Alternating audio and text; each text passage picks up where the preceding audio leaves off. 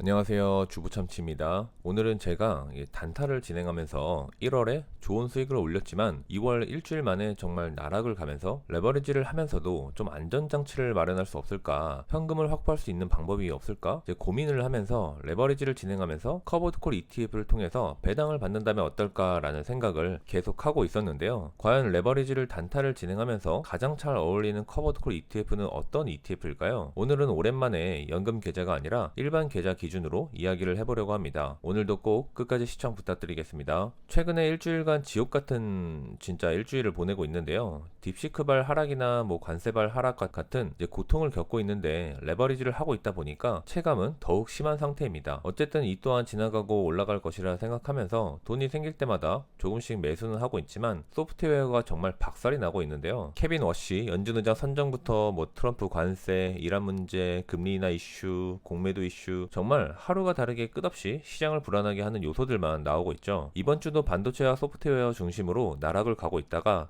마지막 날 반등을 하긴 했네요. 이런 하락을 겪으면서 다시 한번 현금 비중 관리와 그 현금 비중을 해칭할 수 있는 마르지 않는 샘물을 만드는 게 정말 중요하다는 생각을 다시 하게 됐습니다. 시장이 확실히 공포를 향해 가고 있는데요. 벌써 공포 구간으로 들어섰습니다. 1월 말까지만 해도 그래도 탐욕 구간인데 정말 빠르게 공포 구간으로 내려왔죠. 관세 때 공포 탐욕 지수가 4까지 내려간 걸 제가 봤었는데 극단적 공포까지는 정말 올지 아니면 바로 트럼프가 말아 올려줄지 지켜봐야겠습니다. 지금은 섣불리 반등을 기대하기보단 보수적으로 소량씩 그리고 중장기적으로 보면서 물타기 하면서 비중을 실어나가는 수밖에 없을 것 같네요. 말은 이렇게 하지만 저도 현재 현금이 없습니다. 저와 같은 분들이 많으시겠죠. 사실 참기 힘들거든요. 이게 탐욕이라는 것을요. 그래서 시스템으로 그 탐욕을 이기기 위해서 커버콜 투자를 고민하게 되는 것입니다. 단타 현황인데요. 1월에 이제 500만원 벌었다고 좋아했는데 2월 시작하자마자 정말 지옥을 겪고 있습니다. 정말 하루하루 현황인데 내려갔다 올라갔다, 그리고 지금은 이 자료를 만드는 이제 시점이 2월 5일 기준인데 지옥을 경험하고 있죠. 단타 레버리지를 하다 보니까 이런 하락이 올 거라고 생각을 하면서 투자를 하긴 하지만 사실 제가 마이너스 1000만원까지 가도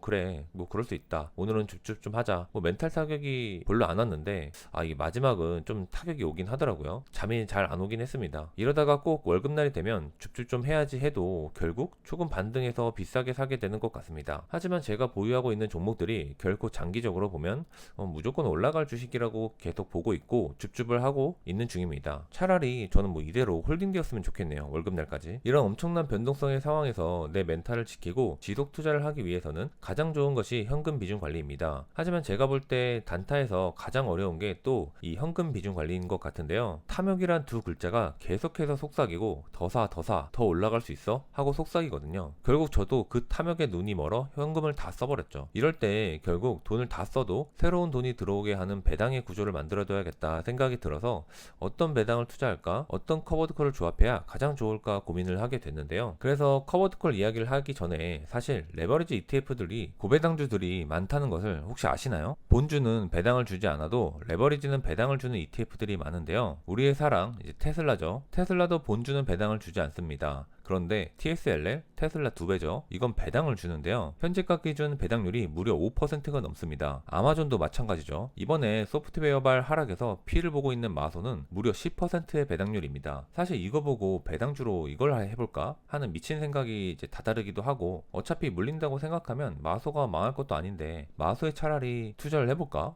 커버드콜 말고 이걸 할까? 하는 생각도 진지하게 하긴 하고 있습니다. 물론 이 배당이 일반 커버드콜이나 배당주처럼 성장하거나 고정적으로 주는 것은 아닙니다. 그리고 이제 한편으로 왜 얘네들은 이렇게 배당을 많이 줘? 하시는 분들이 있을 텐데, 주가 등락 때문에 하락한 상태이기도 하지만 애초에 레버리지 ETF가 테슬라로 예를 들면 이제 테슬라 2배라고 해서 테슬라를 2배로 들고 있는 것이 아니라 선물이나 스왑, 옵션 이런 파생 상품으로 2배의 수익 구조를 만드는 ETF입니다. 그러니까 이제 채권도 일부 보유할 수 있고 거기서 나오는 이자나 일부 옵션 매도로 인한 커버드콜 분배금 구조 같이 이제 다양한 수익원이 나오기 때문에 그런 수익에 대해서 그 배당으로 나눠주는 개념이 되는 것인데요. 단타를 진행하면서 배당주로서 접근을 하진 않고 전 배당도 준다 개념으로 접근하긴 합니다. 물리면 배당받지 이런 마인드긴 하죠. 이제 과감하게 들어갈 수 있는 안정감이 된달까요? 그리고 대부분이 분기 배당입니다. 12월에 가장 많이 받을 수 있긴 하지만 어쨌든 배당을 주는 ETF인 것이죠. 제가 이렇게 말했다고 배당주처럼 들어가시면 진짜 절대 안 됩니다. 주가 수익 보고 들어가는 ETF지 배당을 보고 들어가는 ETF는 절대 아닙니다. 그래도 이거 보면 좀 솔깃하긴 하시죠? 10% 배당이 마소인데 정말 대단하잖아요. 이제 저도 마찬가지이긴 합니다. 제가 단타 이야기를 할 때 저에게 가끔 댓글로 단타 타점을 어떻게 잡냐고 말씀하시는데, 사실 저는 특별한 타점과 기술적 분석을 많이 하진 않습니다. 물론 그렇다고 차트나 시황을 보지 않는 것은 아니긴 하지만 결국 무한 매수의 개념으로 절대 망하지 않을 회사 중심으로 투자를 하고 있고, 물리면 매수해서 올라갈 때 먹고 빠진다 개념으로 생각하고 있죠. 굳이 타점을 보면 장대 음봉이 나오면 보통 들어가고, 다음날 반등하면 적게는 5%, 많게는 20%까지 먹고 나오긴 합니다. 그건 상황에 따라 다르겠죠. 물려서 무한 매수하다가 5에서 10% 수익을 주면 나오는 방식을 반복하죠. 물론 더 기다릴 때도 있고, 더 기다리다가 수익 줄 때 못 먹고 물리는 경우도 발생합니다. 그리고 제가 이렇게 적극적으로 겁없이 들어갈 수 있는 것도 현재 가지고 있는 총액 기준이 적기 때문인데요. 현재 2월 기준으로 6,500만원 정도 매입가 기준 운영을 하고 있습니다. 그리고 전 현금을 전부 사용한 거죠. 다만 매월 적게는 300에서 많게는 500씩 투자를 진행하고 있기 때문에 자동 물타기가 가능하고 더 기다릴 수 있기 때문에 겁없이 투자를 하는 것인데요. 뭐 중간 선거가 끝나는 시점이 이제 하반기부터는 저도 조심을 해야지 라고 생각하고 현금 비중을 최대한 늘려두긴 할 텐데요. 지금 테슬라와 팔란티어로 결국 반등할 때 제대로 수익을 보고 빠져나와야 하는 상태인 것이죠. 연금 계좌에서는 배당금이 들어왔습니다. 드디어 코덱스 미국 성장 커버드콜 첫 배당금이 들어왔죠. 라이즈에서도 들어와서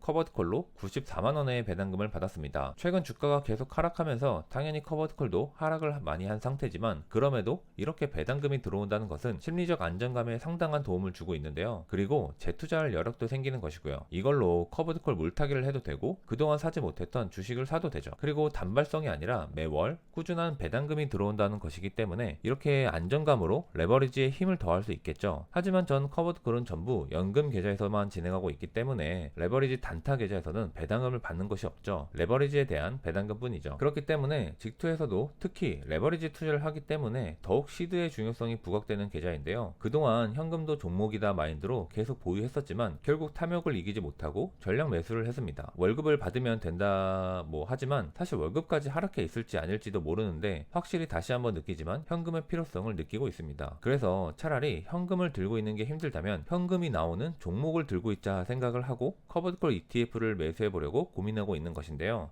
초단기 채권인 SGOV 같은 단기 채권에 투입하는 것도 좋긴 하지만 이건 너무 보수적인 접근이고 배당률도 낮고요. 그래서 어느 정도 리스크를 부담하지만 배당을 받으면서 버티고 추후에 어느 정도의 주가 수익 반등도 기대할 수 있는 커버드콜 ETF가 더 낫다고 판단을 했습니다. 이전에 나스닥 기반 미국 커버드콜 영상을 만들어서 비교 분석했는데 2탄이라고 보시면 되고요. 다시 한번 저도 어떤 커버드콜이 저와 가장 어울리고 지금의 상황에 가장 효율적인지 생각을 해보면서 비교해 봤습니다. 전 나스닥 기반 커버드콜을 좋아하기 때문에 이제 이 ETF들을 비교해 보았고요. S&P 500 기반 커버드콜 비교 영상도 있으니까 위에 링크를 참고 부탁드리겠습니다. 현재 미국에서 운영되는 대표적인 나스닥 기반 커버드콜은 4개가 있습니다. 가장 시총이 크고 오래된 JP모건의 JPQ가 있죠. 그리고 골드만삭스의 GPIQ, 네오스의 QQQI, 그리고 한국의 코미커로 유명해진 그 근간에 앰플리파이의 큐디보, 한국은 이제 미성커로 상장이 되어 있긴 하죠. 이렇게 4개의 대표 ETF가 있습니다. 각각의 성격과 운영 방식이 조금씩 다르긴 한데요. 시총 50조 원에 다다르는 JPQ는 22년도 상장을 했습니다. 그리고 지금까지 꾸준한 인기를 끌고 있죠. JPQ는 QQQI나 GPIQ와 같은 나스닥 옵션을 매도하는 방식이 아니라 ELN이라는 투자 방식으로 20% 비중 전후로 운영을 합니다. ELN 주식 연계 채권이라는 의미인데 기초자산과 옵션 구조가 섞여 있는 채권형 결합 상품 입니다. 일반적인 채권과는 다르긴 하지만 그래도 결국 근간은 채권이기 때문에 쿠폰 이자를 줍니다. 그러니까 더 안정적인 월 인컴을 받을 수 있고 변동성을 더 최소화할 수 있겠죠. JPQ의 장점은 곧 안정적인 인컴과 주가 흐름입니다. 변동성을 최소화하는 게 이 ETF의 목적이죠. 반면에 QQQI와 GPIQ는 나스닥 100을 옵션 매도해서 분배금을 지급합니다.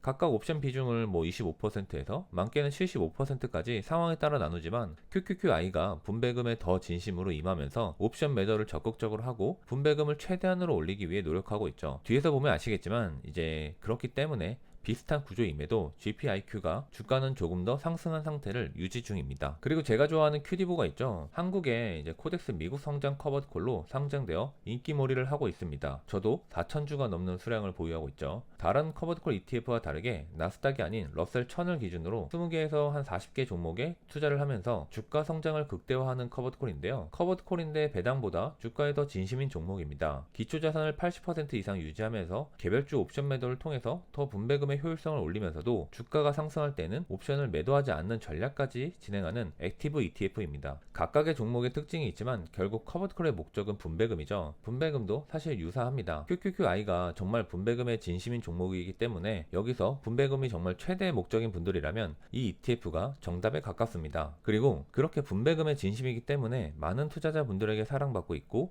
그 사랑이 곧 시총으로 나타나고 있죠. 큐디보는 사실 가장 제가 좋아하지만 치명적 단점이 아직 시총이 8천억 정도고 그렇다 보니까 거래량이 적다는 단점이 있습니다. 금액이 적은 분들이고 모아가는 입장이라면 상관없지만 큰 돈을 굴리시는 분들에게는 거래량이 적다는 건 생각보다 큰 단점이 됩니다. 이제 그럼 구성 종목을 한번 볼까요? 원래는 구성 종목에도 각 ETF의 성격이 있긴 한데요. 사실 지금의 AI 시대가 되면서 나스닥은 엔비디아, 마소, 애플 이 세 개의 종목이 비중 탑3로 다 들어가 있네요. 비중의 차이가 있긴 하지만 결국 이 세 개의 종목이 반대로 이야기하면 안정적 미국 주식 투자처가 아닌가 싶기도 하고요. 결국 시장을 이끌고 가고 있는 건 기술주고 그 안에서도 AI 테마 종목들이 상위를 이끌고 있네요. 러셀 1000을 기준으로 하는 큐디보가 더 다양한 종목들을 담고 있긴 합니다. 로켓랩이라든지 중소형주도 보유하고 있긴 하죠. 토탈 리턴 기준 수익을 보면 골드만삭스의 GPIQ가 1등인데요. 큐디보가 아쉽게 1% 뒤처지고 있네요. JPQ와 GPIQ를 비교하면 격차는 생각보다 많이 나긴 하는데 그래도 결국 관세 하락을 다 겪고 나서도 커버드콜의 배당률이 10% 전후인 것을 생각하면 주가는 전부 올라와 있다고 생각해도 되겠네요. 커버드콜이 하락할 때 같이 하락하고 올라갈 때는 못 올라가는 것은 맞습니다. 그렇다고 1세대와 같이 영원히 못 올라오는 것은 아니라는 걸 다시 한번 보여주는 것 같네요.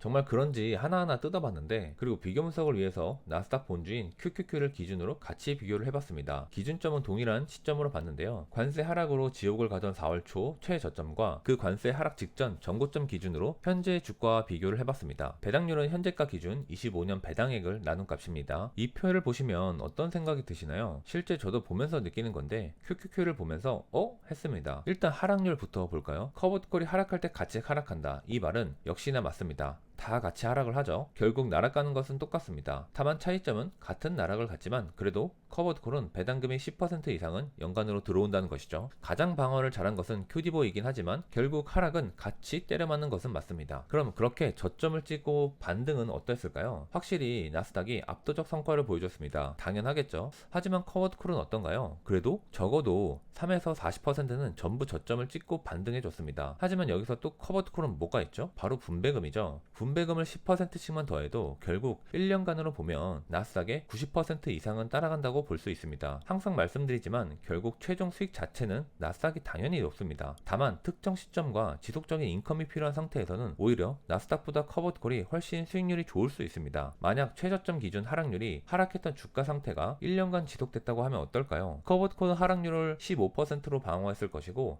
나스닥은 여전히 25% 하락이 있었겠죠. 그런데 이때 인컴이 필요해서 손절을 하거나 일부 매도를 해야 하는 상황이라면 더욱 달라지죠. 나스닥보다 커버콜이 낮다가 아니라 결국 커버콜은 특정 상황과 원하는 목적이 있기 때문에 운영되는 것이고 그 운영 상황에 따라서 더 나스닥보다 효율적일 수 있다가 이게 제가 말하고 싶은 것입니다. 순수 주가 차트인데요. 나스닥 기준으로 보면 확실히 큐디보보다 GPIQ가 주가는 가장 잘 따라가고 있습니다. 관세 하락 전 전고점 기준인 것이죠. 결국 직전 고점을 깨고 이제 다시 나스닥은 15%가 상승했고 큐디보나 GPIQ는 5% 정도의 상승을 보여준 것입니다. 이걸 보면 확실히 무엇을 투자해야 하는지 보이지 않을까요? 정말 압도적 배당금을 주는 것이 아닌 이상 선택의 폭은 좁아지는 것은 당연합니다. 그리고 이렇게 보면서 다시 느끼지만 나스닥 투자가 15%라는 성과를 전고점 대비해서도 보여주고 있는 것을 보면서 진짜 대단하긴 하다 느끼면서도 이제 제가 어느덧 레버리지를 하다 보니까 1년간 10% 이상의 성장이 약해 보인다고 해야 할까요? 이게 도파민 중독이 되어버리는 것 같아 스스로도 조금 걱정이 되긴 하네요. 결국 선택은 두 가지로 나뉩니다. 자금이 크다면 GPIQ, 자금이 적고 이제 모아가는 개념이다 하면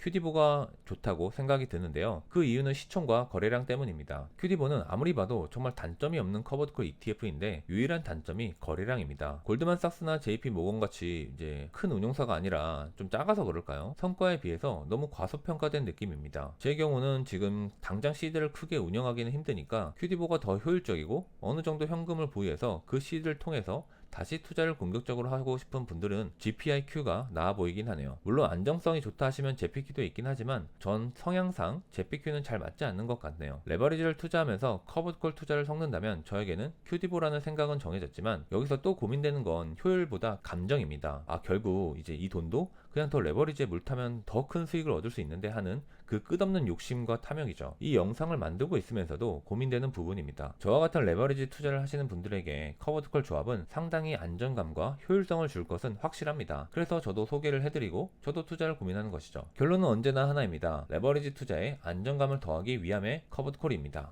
1억 원을 투자하면 월 100만 원가량 받는 것이고 5천만 원을 투자하면 50만 원 정도입니다. 자동으로 매월 시드 확보가 가능해지는 것이죠. 특히 지금 같은 빅테크에서 폭풍 같은 하락이 왔을 때에는 더더욱 커버드콜이 아쉬워지는 상황입니다. 다만 마이너스 50%, 마이너스 60%도 물타면서 버틸 수 있다 하시는 분들은 레버리지 몰빵이 무한 매수로 단가를 낮춰가면서 더 큰 수익을 줄 수 있는 것은 맞지만 주식은 끝에 보면 모두가 희극이지만 작게 보면 엄청난 비극이 많죠. 레버리지는 더욱 심하고요.